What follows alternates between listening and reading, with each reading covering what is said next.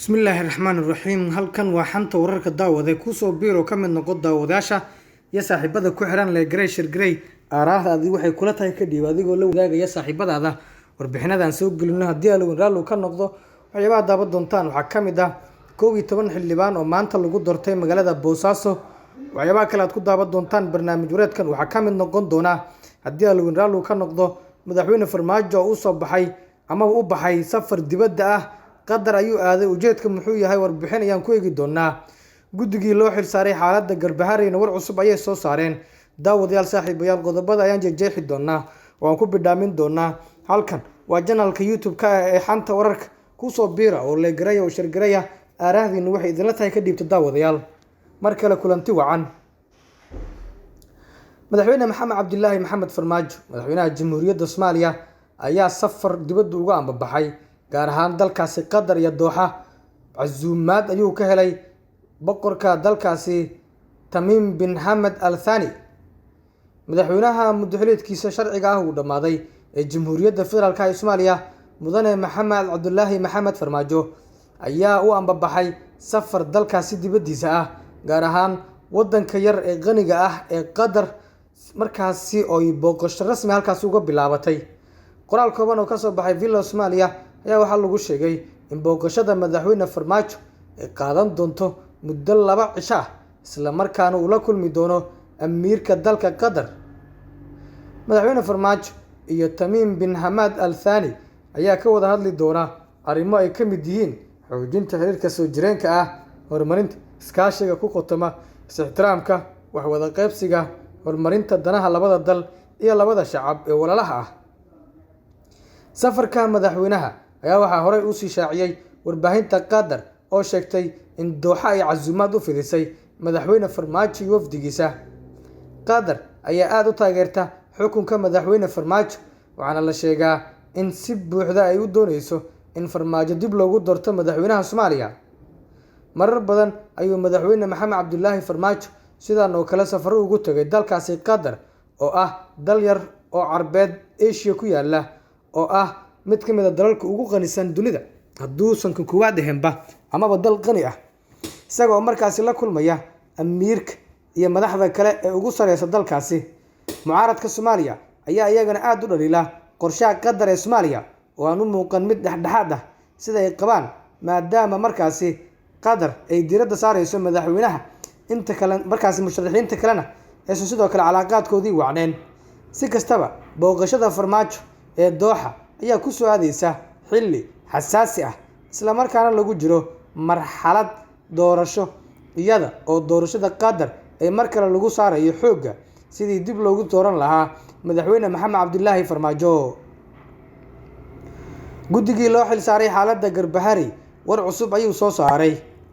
guddiga qiimeynta xaaladda deegaan doorashada labaad ee Jubbaland ee Garbaharey ee uu magacaabay ra'iisul wasaare Maxamed Xuseen Roble ayaa soo gabagabeeyay wadahadaladii iyo kulamadii wada tashiga ahaa ee ay magaalada Kismaayo kula lahaayeen mas'uuliyiinta iyo qeybaha kala duwan ee bulshada Jubbaland ee ay qusayso doorashada Garbaharey. guddiga ayaa tan iyo Arbacadii oo ay gaareen magaalada Kismaayo waxay kulamo la yeesheen madaxweynaha Jubbaland Axmed Maxamed Islaam Axmed Madoobe, madaxweyne ku-xigeenka Jubbaland Maxamuud Sayid Aadan, xildhibaan heer federaal ah, heer dowlad goboleed ah iyo siyaasiyiin reer Jubbaland ah gaar ahaan kuwa ay qusayso arrinta deegaan doorashada labaad ee Jubbaland ee Garbaharey iyagoo ka dhageystay aragtiyadooda ku aadan maareynta iyo habka fudud ee markaasi ku dhici kareyso doorashooyinkaasi. guddida qiimeynta ayaa sidoo kale kulamo wada tashi ah iyo aragti ururin la yeeshay qaar ka mid ah duubabka ugaasyada salaadiinta nabaddoonnada deegaan doorashada Garbaharey ee dowlad goboleedka Jubbaland. guddiga uu hogaaminayo la taliyaha dhinaca sharciga ee ra'iisul wasaaraha Abuukaato Cumar Maxamed Cabdulle ayna xubin ka yihiin qaar ka mid ah madaxda guddiyada doorashooyinka heer federaal iyo heer dowlad goboleed ayaa la filayaa in ay ku soo noqdaan Muqdisho si ay warbixinta socdaalkooda ula wadaagaan ra'iisul wasaaraha dalka. waxaana qorshuhu yahay in ay sidoo kale tagaan Garbaharey si ay markaas u dhageystaan aragtiyada dadka deegaanka ay ku aadan qabsoomidda doorashada 16 kursi oo golaha shacabka ah oo loo qandeeyay in lagu qabto Garbaharey. waa hagaag nuxurka wararka ayaa si toos u daawanaysaa daawadayaal. xildhibaano 11 gaaraya ayaa lagu doortay amaba markaasi 13 xildhibaano gaaraya ayaa lagu doortay Boosaaso. magaalada Boosaaso ee xarunta gobolka Bari waxaa lagu doortay qaar ka mid ah kuraasta deegaan doorashadoodu tahay magaaladaasi, waxaana la qabtay markaasi doorashada kuraas dhowr ah. si kasta oo xaaladda noqotaba waxaa markaasi aad u taagan doorasho halkaasi ka dhacaysa. kursigii ugu horeeyay ee Boosaaso lagu doortay 2022 waa kursiga Hob 157 waxaa ku guuleystay Maxamuud Axmed Aadan Geezood. Iidle Cali Axmed ayaa isu diiwaan geliyay inuu kula tartamo musharaxa ku guuleystay. waxaa baarlamaankii 10aad ku fadhiyay Maxamed Cabdullaahi Faarax. Cabdicasiis Maxamed Maxamuud Qambi ayaa dib ugu guuleystay Hob 227. shahaadada musharaxnimo waxaa qaadatay Muna Cali Mire Caartan, balse ku guuleysatay amaba ku guuldareysatay inay ku guuleysato waa kursigii labaad ee lagu doorto Boosaaso. Generaal Bashiir Cabdi Maxamuud Bashiir Americo, taliyihii hore ee ciidanka booliiska Soomaaliya, ayaa ku guuleystay Hob 273.